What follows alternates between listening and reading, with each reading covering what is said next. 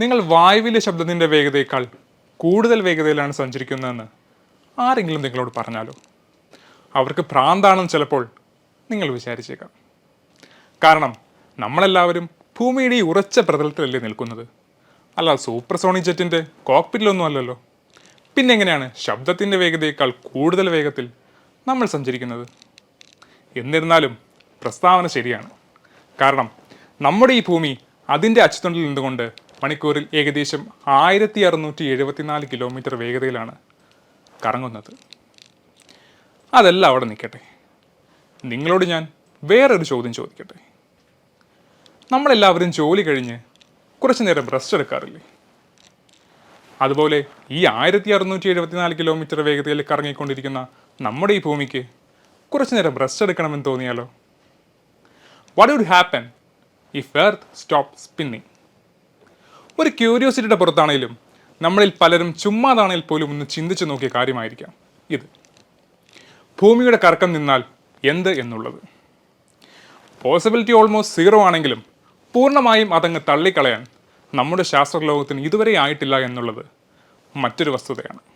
Popular ആസ്ട്രോഫിസിസ്റ്റായ Neil deGrasse ടൈസനോട് 2013 പ്രശസ്ത അമേരിക്കൻ TV ആൻഡ് റേഡിയോ അവതാരകനായ ലാരി കിങ് ഒരിക്കലൊരു TV ഷോയിൽ ചോദിച്ചു, what would happen if earth stop spinning?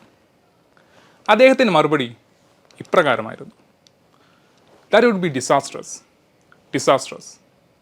If you stopped Earth and you weren't seatbelt buckled to the Earth, you would fall over and roll 800 miles an hour to east.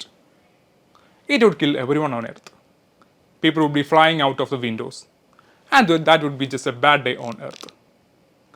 ഭൂമിയുടെ പ്രതലത്തിൽ ഉറപ്പിച്ചിട്ടില്ലാത്ത എല്ലാ വസ്തുക്കളും ഭൂമിയുടെ കിഴക്ക് വശത്തേക്ക് 800 അതിൽ കൂടുതൽ മൈൽസ് വേഗത്തിൽ വലിച്ചെറിയപ്പെടും.